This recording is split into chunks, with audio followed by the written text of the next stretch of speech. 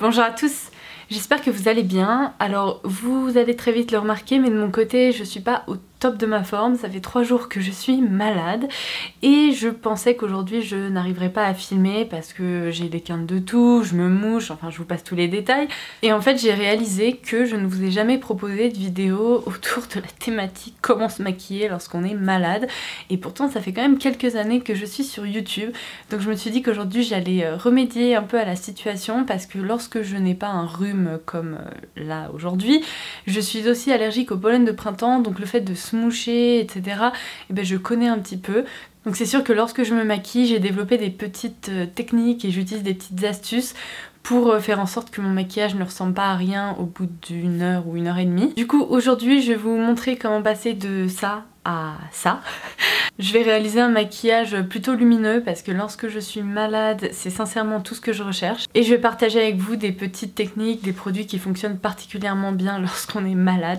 Si vous aussi vous êtes enrhumé en ce moment, eh bien courage. J'espère que ça ne durera pas trop longtemps. Donc eh bien écoutez, c'est parti. Alors ma première astuce quand on est malade, c'est de très bien s'hydrater la peau. Si vous le pouvez, faites des masques le soir avant d'aller vous coucher.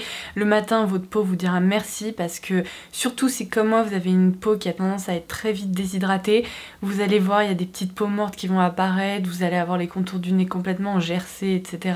Donc clairement l'hydratation c'est quasiment ce qu'il y a de plus important, et même si vous n'êtes pas malade, c'est quand même un facteur très important si vous voulez que votre maquillage ait un joli rendu. En ce moment j'utilise un nouveau sérum puisque lorsque je me mouche et tout, j'ai ma peau vraiment qui s'active on va dire, et je commence à avoir des rougeurs, enfin bref, et du coup pour calmer un peu le jeu j'utilise ce sérum de chez Rennes que j'ai appliqué ce matin. C'est le sérum anti-rougeur pour peau sensible. Je laisserai bien évidemment toutes les références des produits dont je vous parle en barre d'infos. Ensuite j'ai appliqué ma crème de jour qui est en ce moment la crème Yuzu Sorbet d'Herborian comme d'habitude. Et du coup je suis prête à commencer à me maquiller. Donc comme je vous le disais, lorsque je suis malade, le plus important pour moi c'est d'apporter du glow et de l'éclat à ma peau parce qu'elle en a plus que besoin. Je sais pas si vous pourrez le voir, mais même après avoir appliqué mes soins, je la trouve tellement terne que j'en ai définitivement besoin. Mon produit préféré de tous les temps pour apporter du glow, c'est le Brightening CC Serum de By Terry. J'utilise normalement la teinte numéro 2 de la gamme puisqu'il y a 4 teintes dans la gamme permanente et c'est une teinte qui apporte un éclat rosé au teint. Mais pour les fêtes de fin d'année, il y a une édition limitée qui est sortie, qui est la teinte Gem Glow,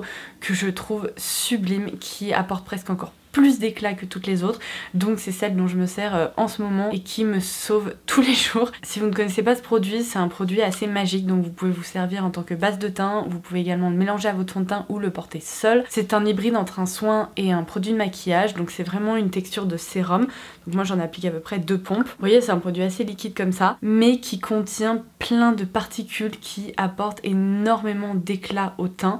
C'est également un produit color correct, c'est-à-dire que même s'il n'y a pas de pigments comme dans un fond de teint, c'est un produit qui va unifier votre teint et, comme je vous le disais, apporter un éclat mais absolument sublime. Je connais des filles qui ne portent que ça puisqu'elles sont pas hyper fans du fond de teint et le rendu sur la peau est incroyable. Si vous cherchez ce rendu un peu édito qu'on retrouve sur la peau des mannequins dans les magazines, bah, ce produit il est fait pour vous. Il est hyper confortable, il apporte une couche d'hydratation supplémentaire de façon à ce que votre peau ne tiraille pas en cours de journée. Et comme vous pouvez le voir, ma peau est en train de redevenir rouge puisque je suis en train d'appliquer un produit et comme vous le savez, elle réagit en un quart de tour. Mais ça, c'est vraiment un produit magique et je dirais que c'est même le produit qui fait en sorte que je n'ai pas une tête de zombie les jours où je suis malade et les jours où je ne suis pas malade, et eh bien ça apporte un très joli glow. En plus le point positif c'est que si vous avez des petites zones déshydratées, là moi en ce moment c'est autour du nez, ça vient également un peu flouter et lisser ces zones à problème. Je suis tellement fan de ce produit, il est incroyable. Et là vous allez pouvoir voir que ma peau a retrouvé un très bel éclat. Alléluia. Alors ensuite quand je suis malade, j'ai tendance à ne pas vouloir appliquer de fond de teint parce que lorsqu'on se mouche, on a très vite des patchs de fond de teint qui apparaissent sur le nez et je crois qu'il n'y a rien de pire. Donc ce que j'aime faire c'est appliquer un produit beaucoup plus léger et je vais bien évidemment dans ce cas-là me diriger vers la bébé crème d'Herborian en teinte claire pour ma part. Je vous en parle tout le temps, c'est définitivement un produit vers lequel je me tourne lorsque j'ai pas envie d'appliquer de fond de teint. Donc je vais l'appliquer.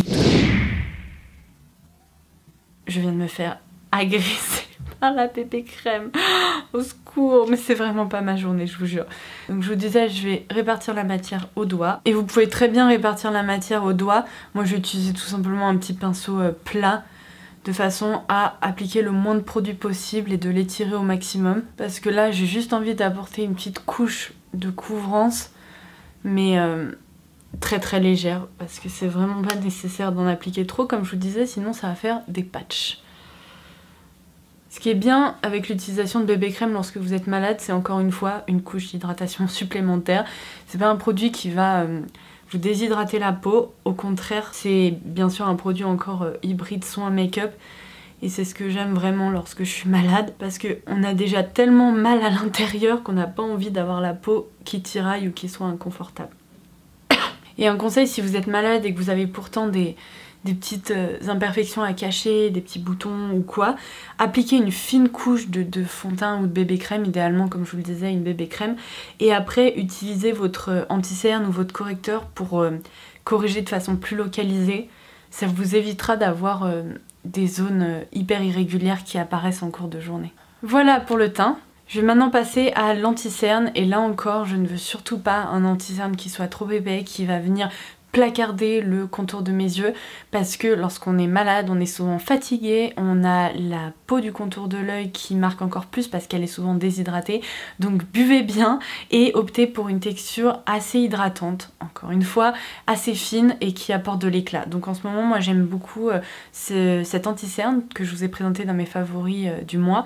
C'est l'instant anti-âge effaceur correcteur de chez Maybelline que j'ai ici en teinte ivoire. Je vais donc l'appliquer sous les yeux, un petit peu au niveau du front. Le nez, sincèrement, je vais éviter, j'ai pas du tout envie d'éclaircir cette zone ou que les regards se mettent sur cette zone, c'est bon, elle est déjà suffisamment rouge comme ça, on va dire. Et je vais mettre quelques petits points ici au niveau de mes rougeurs.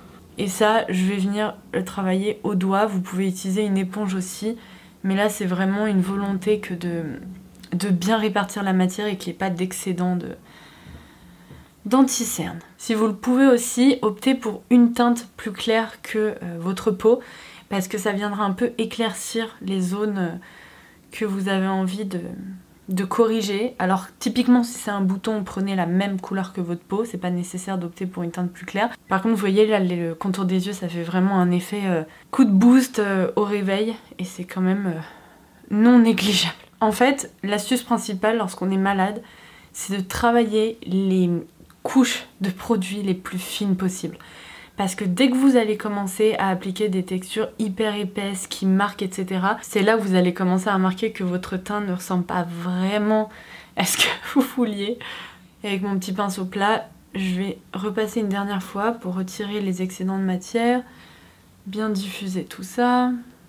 Ok, bon là on est bien parce que comme vous pouvez le voir, eh bien il n'y a aucun effet de matière sur ma peau et c'est ce que je recherche. Je vais passer à l'étape de la poudre. Alors warning, avec la poudre, clairement vous avez envie d'en appliquer très très peu, de façon localisée, pour ne pas plomber tout le travail du teint que vous venez de réaliser. Vous avez quand même envie que votre peau reste glowy et lumineuse et en bonne santé, même si vous n'êtes pas au top de votre forme. En ce moment j'utilise la poudre Can't Stop Won't Stop de NYX puisqu'elle est assez couvrante, c'est un fond de teint poudre, donc ça me permet d'en prélever un tout petit peu et de la diffuser vraiment de façon localisée. Donc ça typiquement je vais en appliquer ici, au niveau du centre du front, et vous voyez j'y vais tout doucement, je viens vraiment tapoter ou à la limite balayer très légèrement la poudre de façon à ne laisser aucun effet de patch là où j'applique de la poudre. Donc de même, je vais vérifier que j'ai pas d'excédent de matière sous les yeux et je vais faire la même chose ici.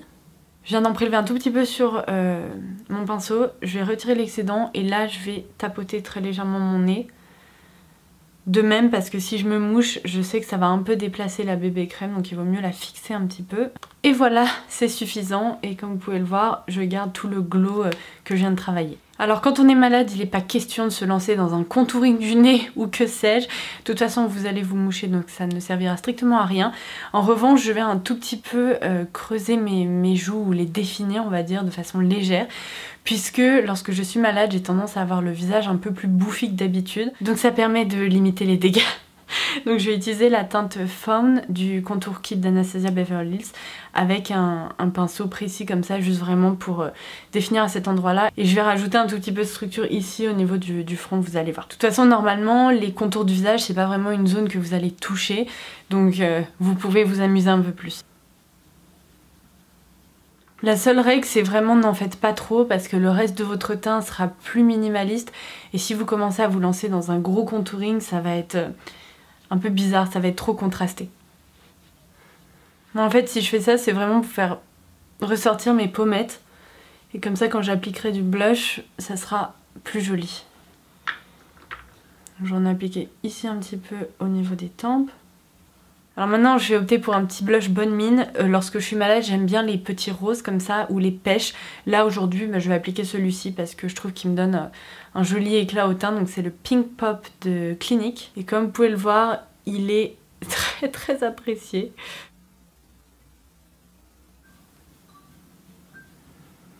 Là le but ça va être de faire ressortir vos pommettes pour détourner l'attention du nez et du centre du visage. Je vais faire mes sourcils comme d'habitude avec deux produits. Donc tout d'abord le Auto Eyebrow Pencil de la marque Innisfree qui est une marque coréenne et je perds ma voix. Et ensuite le Brow Volumizing Gel de Hourglass qui me permet vraiment de brosser un peu mes sourcils. Donc je fais ça et je vous retrouve tout de suite. Comme vous pouvez le voir j'ai opté pour des sourcils un peu plus épais que d'habitude. C'est encore une fois pour détourner l'attention. Et parce que je dois vous avouer qu'en ce moment j'aime beaucoup les sourcils un peu broussailleux comme ça et assez épais. Alors sur les yeux vous allez vouloir opter pour une texture que vous allez pouvoir travailler et qui va se fixer et qui ne va pas bouger de toute la journée. Parce que normalement lorsque vous vous mouchez et lorsque vous êtes malade vous avez tendance à avoir les yeux un peu humides. Et si vous commencez à vous lancer dans des smokies ou dans un maquillage des yeux très travaillé, vous allez très vite le regretter parce que sûrement que les petites larmes ou l'humidité de vos yeux va avoir tendance à faire bouger un peu tout ça. Donc ce que j'adore utiliser c'est tout simplement un fard crème ou un fard qui se fixe et qui ne bouge pas. Et pour ça je vais utiliser l'ombre Black Tar de By Terry dans la teinte numéro 3 parce que c'est un des produits les plus efficaces de ce point de vue là. C'est à dire que c'est un stylo crème comme ça qui est déjà très lumineux puisque là j'ai opté pour la teinte 3 et qui va apporter beaucoup de lumière au niveau de la paupière. Je vais pouvoir la diffuser très simplement au doigt donc c'est très très rapide. Vous avez d'autres teintes aussi qui sont proposées, vous avez une teinte bronze, une teinte plutôt cuivrée etc. Donc vous allez facilement pouvoir trouver votre bonheur et une fois que ça va se fixer ça ne bougera pas. Donc ça c'est vraiment un de mes indispensables lorsque je suis malade. Donc je vais y aller tout simplement directement avec le fard à paupières. Non mais regardez-moi cette luminosité, c'est absolument sublime. Je vais pas hésiter à aller un petit peu ici en coin interne. Et après au doigt, je vais diffuser les contours du fard à paupières pour le rendre plus naturel. Et voilà. Je vous ai dit que ça serait très très rapide. Et sincèrement les matins où on est malade en plus on n'a pas envie d'y passer 15 plombes. Donc c'est la solution idéale. Et même pour aller travailler c'est un fard lumineux qui n'est pas non plus trop métallique. Donc qui reste très portable. Et voilà. Alors cette étape est complètement facultative. Pour ma part j'applique tout le temps du liner. Et lorsque je suis fatiguée si j'applique pas de liner j'ai l'impression de l'être encore plus. Donc les jours où je suis pas fatiguée je peux expérimenter et m'en passer, mais les jours où vraiment je suis malade c'est même pas la peine parce que j'ai l'air d'un zombie autrement. Donc je vais utiliser mon Colorful Eyeliner Waterproof de chez Sephora. Si vous appliquez du liner optez pour une version waterproof parce que sinon ça va très vite être la catastrophe. Donc je vais tracer un trait fin et assez naturel qui soit pas non plus trop graphique ou qui parte comme ça jusqu'à mes tempes, c'est vraiment pas le but. Et surtout, utilisez des produits que vous connaissez, dont vous connaissez les caractéristiques, l'efficacité, parce que sinon vous allez avoir des mauvaises surprises. Voilà pour le liner. Une des clés pour ne pas avoir l'air fatigué, c'est bien évidemment d'appliquer un mascara très allongeant qui va vraiment ouvrir votre regard. Donc un petit coup de recourbe-cils est indispensable. Et idéalement, vous pouvez utiliser un mascara waterproof si vous avez les yeux qui vraiment sont très humides ou qui ont tendance à pleurer en cours de journée. Pour ma part, comme je vous le disais, ça fait déjà 3 jours que je suis malade et je déteste le mascara waterproof parce que c'est horrible à retirer. Donc je vais juste utiliser des mascaras qui sont smudge proof, donc qui tiennent peut-être un peu mieux que des mascaras classiques, mais qui sont pas non plus waterproof. Donc je vais me recourber un peu les cils. Je vais commencer par une petite couche du High Impact Mascara de Clinique. qui va en quelque sorte me servir de mascara allongeant, ou en tout cas de base allongeante entre guillemets. Et je vais ensuite utiliser un mascara que je teste actuellement, c'est le Outrageous Oversized Lashes de chez Sephora. Je suis normalement pas très fan de ce genre de brosse en picot plastique, mais là je dois vous avouer qu'elle sépare bien les cils. Du coup elle permet de bien ouvrir le regard, donc c'est plutôt pas mal. L'avant-dernière étape absolument indispensable, c'est de l'highlighter. Alors choisissez un highlighter assez fin qui corresponde un peu au travail du teint que vous venez de faire. Moi je vais utiliser celui-ci de chez Pixi que je vous ai déjà présenté parce que c'est une texture en fait très soyeuse, très fine et pourtant lumineuse. Donc je vais utiliser cette partie là, d'ailleurs c'est la teinte Delicate Dew. Et je vais bien sûr venir highlighter ici. Et pareil, je veux pas que ce soit trop artificiel, donc je vais bien diffuser la matière. Je vais venir en appliquer ici sous le sourcil, un tout petit peu ici au niveau du front et je vais venir le diffuser un tout petit peu au doigt de façon à ce que ce soit plus naturel. J'en applique normalement ici au niveau du nez et au niveau de l'arc de Cupidon, mais autant vous dire que c'est absolument inutile, je vais pas faire ça parce que encore une fois je sais que je vais me moucher. En revanche je vais en appliquer un tout petit peu en coin interne pour renforcer cet effet très lumineux. Et dernière étape, je vais m'occuper de mes lèvres. Alors ça va être très évident puisque si vous vous mouchez, vous n'avez pas envie d'appliquer une texture très colorée, très rouge, etc. Vous allez en avoir partout, ça va être une catastrophe. Évitez le gloss, évitez les lacs à lèvres, etc.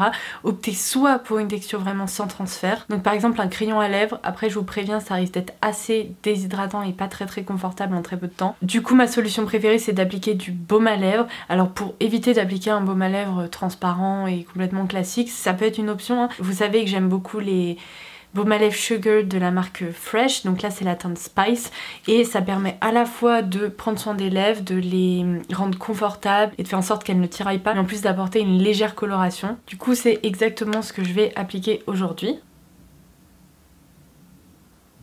Ça sent la limonade et je peux vous dire que sachant que ça fait quelques jours que je ne sens absolument rien, et ben ça fait vraiment plaisir de enfin pouvoir sentir ça. Et ça bien évidemment vous pouvez le mettre dans votre sac et comme ça vous pourrez en réappliquer en cours de journée. Et si vous ne le savez pas, les baumes à lèvres Fresh en fait se vissent, donc ça évite toute catastrophe dans le sac à main. Et bien écoutez, en début de vidéo j'étais pas au top et le fait de pouvoir partager mes astuces avec vous, ça m'a vraiment fait plaisir. J'espère que certaines d'entre elles vont pouvoir vous être utiles si vous aussi vous n'êtes pas au top de votre forme en ce moment. Je pense que le pari est gagné parce que si on ne m'entend pas parler, eh ben on pourrait presque croire que je ne suis pas malade. D'ailleurs, j'ai complètement oublié de vous le demander, mais n'hésitez pas à partager en commentaire ci-dessous vos astuces lorsque vous êtes malade pour vous sentir mieux, pour vous sentir plus belle, les produits que vous préférez utiliser. J'attends toutes vos recommandations. Donc cette fois-ci, je vous embrasse et je vous dis à très vite. Bye bye!